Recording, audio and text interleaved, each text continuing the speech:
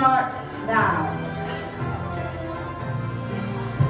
DYRS 25.7 Radyo Balita. Balita katotohanan, radyo maasahan. Tapat at kulay na walang kapatid. Ito ang DYRS Radyo Balita.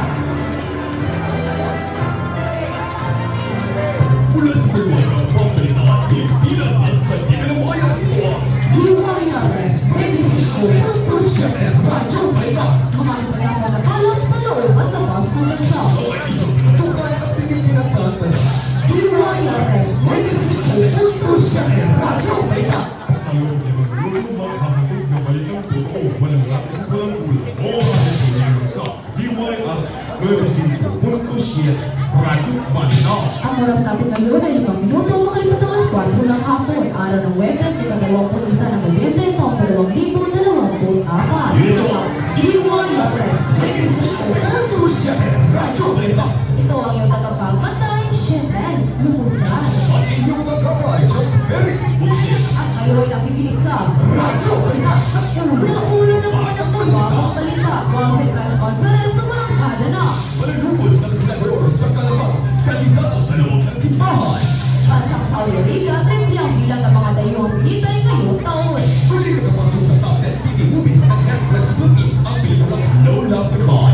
DYRS 25.7 Radyo Balita. Pulsi Press Conference sa barangada ng Port Pinasa, Ibahan mo.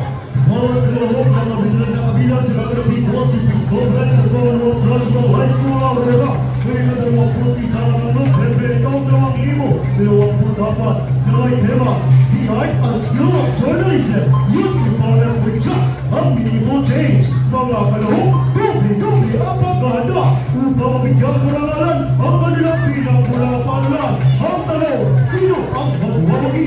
Mark Minasa, Radyo Balita. Panunugod ng senador sa kalabang kandidato sa loob ng simbahan. Giovanni Vicente, ibahagi mo. Lulusibigyan sa misa ng Australia o Fatima Church sa Las Piñas City at sa kagadoon din ang pamangkin niyang si Vice Mayor Aguila. Nakatabi lamang sa upuan si Councilor Mark Anthony Santos na siyang makakalaban ng sinaduran sa darating na halaman. Ngayon naman, tumataas ang tensyon dahil magkalaman ng kampo ni Villar at Santos para sa 2025 na elections. Revisente, Radyo, DYRS. Pagsisang Panala, Magbabalita. DYRS 25.7 Radyo Balita. Mahal, bilan mo nga ako ng pampakinis ng aking balat. Sige mahal, bibilhan kita. Oh, ito na mahal. Mahal, nangawati ang balat ko sa pinili mong produkto. Naku, pasensya na mahal. Hindi ko kasi sinuri ang pinili kong produkto. Mga kababayan, ating tandaan, dapat suriin ang mga pagpapili bago gamitin. At kayo ay patuloy na nakikinig sa DYRS 25.7 Radyo Balita.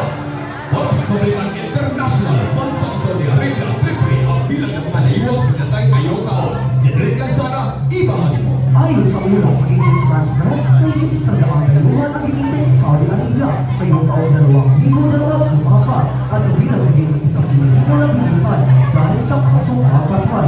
Hindi tinanggap ng pamilya na pinibahang lamani at hindi din pinapayagan ng Saudi Arabia na manuwi ang mahal na bilang namatay. Sinirikan sana, Radyo Balita.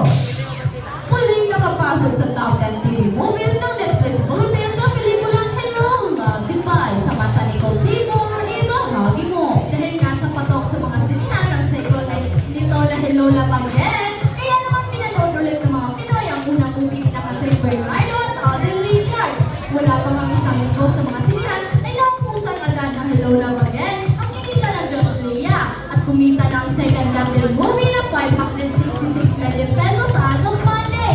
Sa mata ni Timor, para sa Radyo DYRS 25.7 Radyo Balita. Ito ang mga ginukumpang balita mula sa estasyon din naman natin ang balitang sabi mo.